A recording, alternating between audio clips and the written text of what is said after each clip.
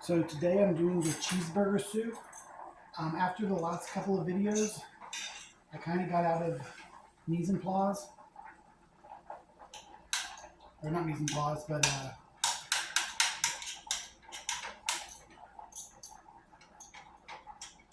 dicing vegetables basically, because I'm doing the carrot and the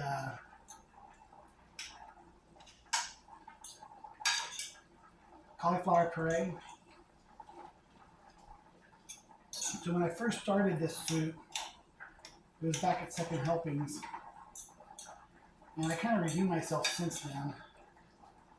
It was like one of the first soups that I had made, and we had to do a soup contest, and I had just learned about like the beef base and the chicken base, and one of the guys that was in the competition picked chicken noodle soup and wondered why I didn't do a chicken noodle soup or something simple. And I was like, well, I kind of want to push myself and do the most that I can do. So we were just learning about like knife cuts and everything. And the lady is probably one of the only women that I've seen as a chef in Second Helpings. Had a bunch of recipes full of soups. And everything was kind of spread out. So like the dry storage was kind of further away. The steam tables were in another room. And as I was cooking, she'd come up to me, and a lot of it I would expect. Like I would expect like the executive chef to be, or the professor to come around and criticize my knife skills if they were too small or too large. So I would, so as I was learning, I would sit there and try to cut it up and kind of keep an eye on it to where he was. So that way, if I diced them too large or small, I tried to make sure that he was kind of further away. So today I'm using shredded carrots, but like she'd come up to me and be like, "Do you have enough carrots? You're running out of time." I'm like, "Yeah, I got like be like a cup of carrots." I'm like, "Yeah, I got enough." I'd dump it in there, and then she'd come by, and I'd have like a red onion. I'm dicing it up. She goes, "Why are you using red onions?" I said, "Well, it's a cheeseburger soup. Yeah, well, it says to use white onion." I'm like, the thing is, I was just trying to get an onion. I was just trying to be quick about it. And then it was the celery. Like the celery cuts were too small, and then the garlic it wasn't like this. It was, you had to get the garlic cloves, smash it, and mince it up, which took some time. And then the potatoes, I decided not to peel them and cut them. She was, "Why did you do that?" I'm like, so every time that I would do something, I would constantly stop myself and have to explain every step that I was doing. I'm like, well, because it looks like a French fry when I do it. That's just trying to satisfy her and give her an answer just to keep it going. But at the very end, I had to put flavor into it. And then I looked at her and I'm like, well, where's the Worcestershire sauce or something? She was, "I don't know. This is my first day." I said, "Well, I've only been here a week. I don't know where anything is either. I'm just now learning where everything is." And at the time, I had like three things going. I had like the potatoes over in like another kitchen. I had the hamburger cooking. I had the vegetables sauteing. And she goes, "Well, everything needs to come together." So I was really learning like flavoring and everything else all at once. And I also learned that when you season your beef, that grease, instead of throwing it away, it's just flavor that you're throwing away. So just add that to your dish.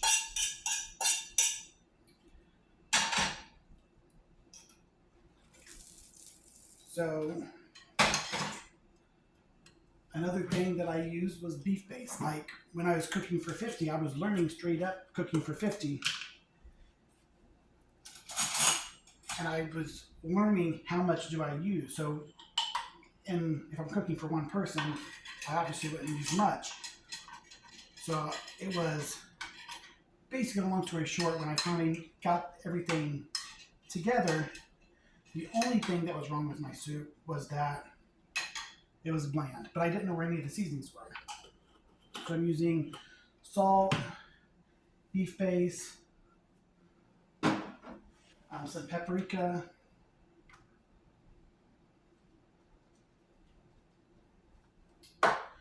some Montreal steak seasoning. And I think like a really good way to sit there and figure out what kind of seasonings to use, garlic powder, is in the kitchen that I was working at. Everything was new to me. So in this kitchen, I put everything in alphabetical order so I can easily just kind of see it, because when you make these decisions like you're just now making chicken, this is a cheeseburger soup. When you're making it for the first time, thinking, oh, I want to do a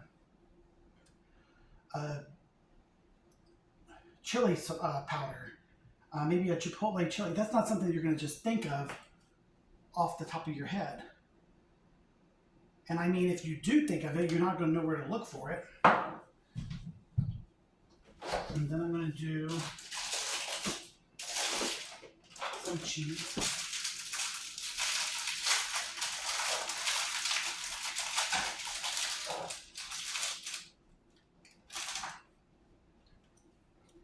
Well, of course I lost, and the people that won it was me, because there was only 3 people, me and third, a guy that made chicken noodle soup, which celery, onion, and carrots is what he had in it, plus chicken and noodles. So he didn't have potatoes, and well, I guess he had garlic. And the other person who won it was a mushroom soup. So I definitely went the furthest route. Didn't really pay off. Of course, I wouldn't expect it to, because it didn't come out the way, had it tasted good, I would have won it. But like I said, I got to do this again at a later date in the senior living community and kind of figure out where I went wrong the last time.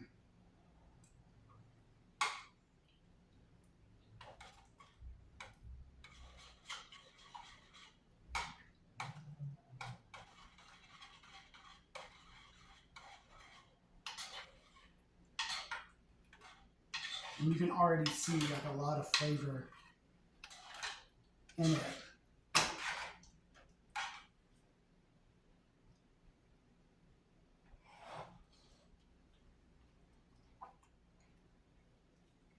It tastes just like a cheeseburger. That kind of shows you how important I cannot think of that word. The celery, onions, and carrots is in every dish. I kind of got off track with it, with like the carrot soup and the mashed cauliflower soup. That's something that you wouldn't need it for, but going right back into this, whenever you start making your soups, be sure to put that in, because not doing it is going to affect it. So that's the cheeseburger soup, and I hope you try it.